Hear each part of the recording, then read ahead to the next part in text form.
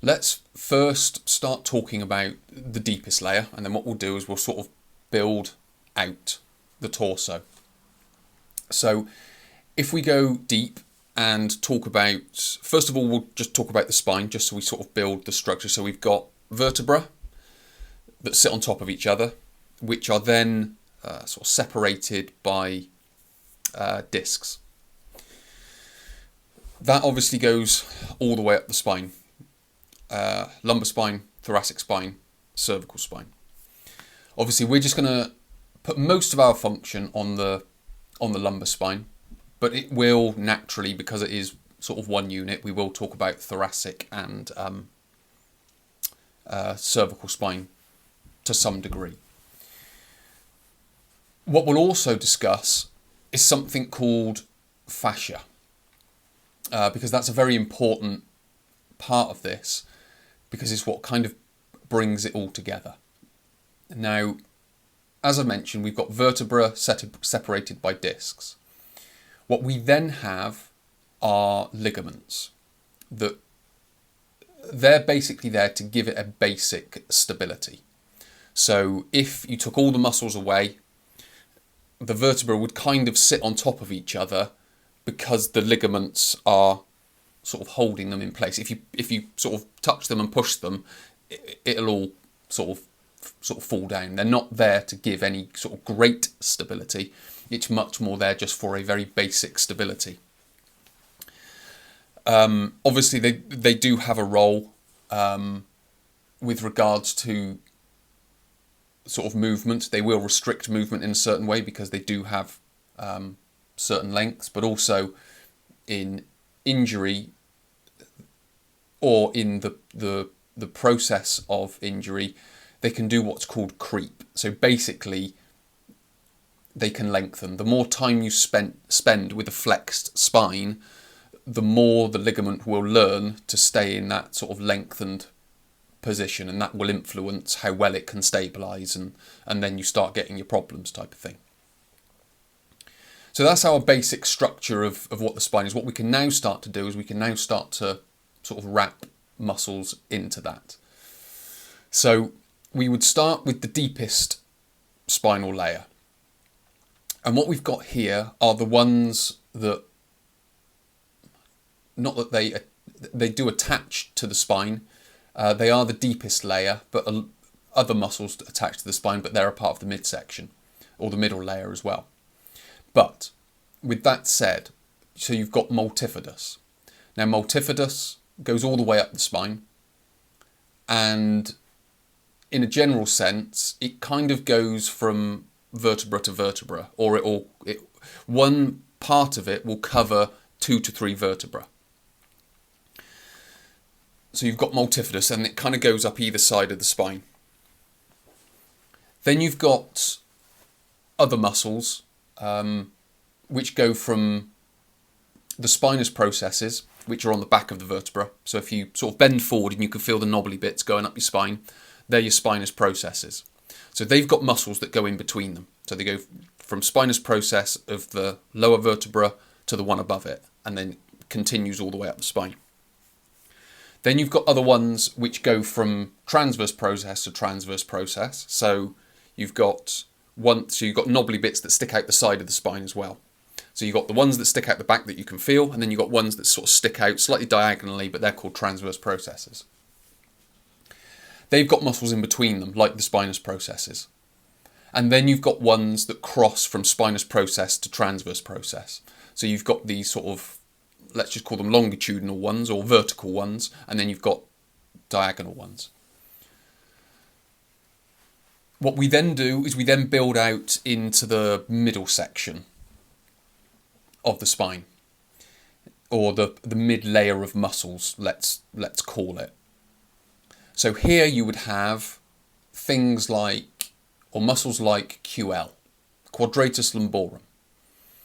Now this muscle, if you can imagine, you've got the top of the pelvis here, you've got the 5 lumbar vertebrae, and then you've got the base of the ribs. The quadratus lumborum basically goes from L5, so the side of L5, down to the pelvis. The side of L4, down to the pelvis. the side of L3 down to the pelvis. So it acts like, literally like guy wires on a tent. And that goes all the way up L2, L1, and then across the across the bottom of the ribs as well. So this is the muscle that kind of brings the pelvis, the lumbar spine, and the ribs together. It acts like a buttress, which is basically, again, it's like the next layer of stability. It's not, well, which we'll come on to, it's not necessarily a movement muscle, but we'll talk about that in the next section. I'm going to continue going around some muscles first. Then we would have the psoas muscle. Now, the psoas muscle is a hip flexor, but it adjoins L5, L4, L3, L2, L1, and then you start getting bits that go up into T12 and up into the diaphragm as well. So it's quite an influential muscle. And that, again, will help stabilize the spine. But in stabilizing the spine, its main role is to flex the hip. But in order to flex the hip, it has to stay. When it contracts, it stabilizes the spine, and that can add compression onto the spine. So we've got QL and we've got psoas. Then you've got transverse abdominis, which is a deep-lying abdominal muscle, which basically, again, it wraps around the torso, sort of from the spine all the way around the front. Then on the sort of the bottom of that, you would have the pelvic floor muscles, and then you'd have the diaphragm on the top, which is when people start talking about a cylinder, that's kind of what they're talking about. You've got the muscles of the spine, you've got the pelvic floor, you've got the transverse abdominis, and you've got the diaphragm that sits on the top.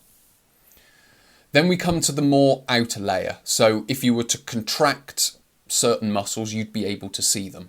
So on the back, you've got longissimus and iliocostalis. So longissimus is closer to the spine, one of the spinal erectors or erector spinae. And then you've got iliocostalis, which sits outside of that. Then you will have latissimus dorsi, which is another spine stabilizer. Then you will have internal and external obliques. Obviously, internal obliques are slightly deeper than external obliques, because external obliques are the ones on the outside. Then you've got rectus abdominis on the front, which is known as the six-pack. And then what's wrapping all of this together is on the back, it's known as the thoracolumbar fascia. So a lot of these superficial muscles, they join into the thoracolumbar fascia. Now the thoracolumbar fascia, basically, it's like a diamond shape, a crude way of describing it, a diamond shape that sits over the lower back. And a lot of these muscles join into it.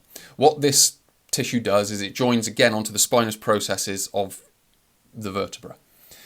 And a part of its role is stability. And I'll explain that again in the next section when we talk about function. Then what you have is the abdominal fascia, which basically when you see a stripped back image of the body and you see the rectus abdominis muscles and then you see the white bits in between, it's all the same tissue, but it will be a part of the abdominal fascia. So it's all the same. The thoracolumbar fascia and the abdominal fascia is essentially the same tissue. It's just a slightly different part of it. So that is the basic anatomy of the torso. So you've got, building out from the spine, you've got the deep lying muscles that join segments of the spine together and the transverse and spinous processes. Then it builds out, and then it builds out into the superficial muscles. So it goes mid-layer, superficial muscles. What we're now going to do, now that we've kind of got that picture of what the torso looks like and the layers of it, what we'll now do is we'll start describing the function of it. So what are all these muscles doing? I've talked about stability. I've mentioned that some of them aren't movement muscles like QL. But what we'll do is we'll go through each layer and we'll start talking about their function or their role within the abdomen and how it all works.